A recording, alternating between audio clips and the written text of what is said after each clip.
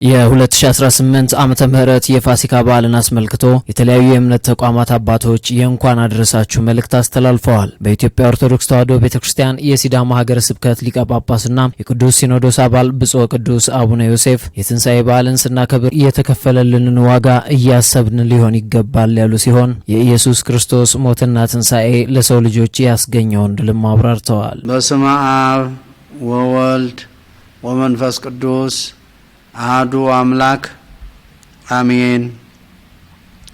በሀገር ውስጥና በሀገር ውጭ የምትኖሩ የኢትዮጵያ ኦርቶዶክስ ተዋሕዶ ቤተክርስቲያን እምነት ተከታዮች የሆናችሁ ምእመናን ለ2018 ዓመተ ምህረት የጌታችን የመድኃኒታችን ኢየሱስ ክርስቶስ በዓለ ትንሣኤ እንኳን በሰላምና በጤና አደረሳችሁ።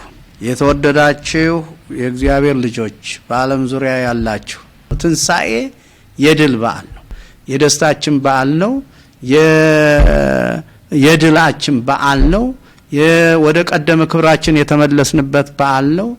ከሞት ወደ ሕይወት የተሸጋገርንበት በዓል ነው። የጥል ግድግዳ ያፈረሰበት በዓል። ብፁዕ ወቅዱስ አቡነ ዮሴፍ ከዚህ በተጨማሪ ትንሣኤ የድል በዓል እንደመሆኑ የደስታችን በዓልን ስናከብር የተቸገሩ ወገኖችን በመርዳት ሊሆን ይገባል ብለዋል። አሁኛ ይህን የተደረገልን ስናከብረው ይህን በዓል ስናከብር ምን እናድርግ ነው?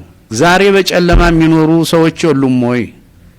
በጭንቀት የሚኖሩ ሰዎች የሉም ወይ ነው? በችግር ውስጥ የሚኖሩ ሰዎች የሉም ወይ ነው? ትንሣኤን በዓል ስናከብር እነዚህን ሰዎች በመመልከት በማየት በመርዳት ነው። ሰዎችን ከረዳ ሰዎችን መርዳት ከቻለ እነሆ በጣም በዓሉ የሰመረ ይሆናል ማለት ነው። በኢትዮጵያ ካቶሊካዊት ቤተክርስቲያን የሐዋሳ አጥቢያ ቤተክርስቲያን ልማታዊ ማስተባበሪያ ጽሕፈት ቤት ዳይሬክተር የሆኑት አባ ጸጋዬ ጌታሁን የትንሣኤ ምንነት አብራርተው ክርስቲያኖች በትንሣኤው ከሞት በኋላ ሕይወት እንዳላውቀው በጋራ ያከብሩታል ብለዋል። ትንሣኤ ደስታ ነው። ጌታችን ኢየሱስ ክርስቶስ ለኛ ብሎ የተቸገረበት ስቃይ መከራ ካገኘ በኋላ ትንሣኤ ነው። ትንሣኤ ማለት ደስታ ነው። ስለዚህ ክርስቲያኖች ደግሞ የሚያከብሩት በአንድ ላይ ተሰብስበው በቤተ ክርስቲያን እግዚአብሔርን አመስግነው ትንሣኤውን ደግሞ ሁሉ እግዚአብሔርን እያመሰገኑ ከሞት በኋላ ሕይወት እንዳለ ትንሣኤ ማለት ከሞት በኋላ ሕይወት ነው። ጌታችን ኢየሱስ ክርስቶስ ተሰቃይቶ ተቸግሮ ሞቶ ከሞት በኋላ ተነሳ። ስለተነሳ ነው ትንሣኤውን የምናከብረው። ስለዚህ አንድ ላይ ክርስቲያኖች በደስታ ያከብራሉ ማለት ነው። አባ ጸጋዬ እንዳሉት ክርስቲያኖች የትንሣኤውን በዓል ሲያከብሩ በችግር ውስጥ የሚገኙ ወገኖችን በማሰብ ሊሆን ይገባልም ብለዋል። ክርስቲያኖች በቤታቸውም ደግሞ አጠገብ ላላቸው ድሆች ለሌላቸው ካላቸው ያካፍላሉ። ይሄ ማለት ትንሣኤ ቀደም ደስታ ነው ብለናል።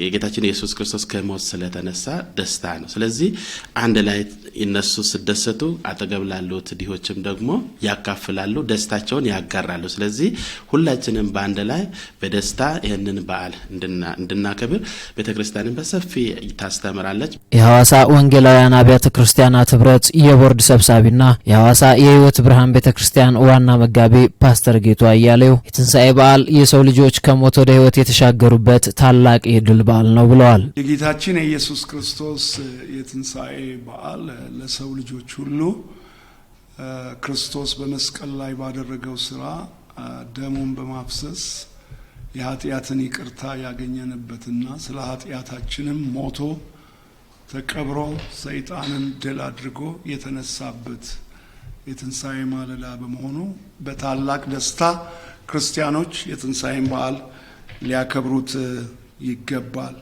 የኃጢአት ዕዳችን የተከፈለበት፣ መተላለፋችን የተሰረዘበት፣ ወደ እግዚአብሔር መንግሥት ለመግባት በር የተከፈተልንና ነጻነት ያገኘንበት ታላቅ በዓል ነው። በኢየሱስ ክርስቶስ ሞትና ትንሣኤ ይቅርታና ፍቅርን አግኝተናል ያሉት ፓስተር ጌቱ ክርስቲያኖችም ፍቅርና ይቅርታ ሊኖረን እንደሚገባ ተናግረው በዓሉን ስናከብርም አቅመ ደካሞችን በመርዳት ሊሆን እንደሚገባ ተናግረዋል። ትንሣኤውን ስናከብር አንደኛ የይቅርታ ልብ፣ የሰላም ሕይወት ይዘን መኖር፣ ሁለተኛ ችግረኞችን፣ ድሆችን፣ ምስኪኖችን ማገዝ።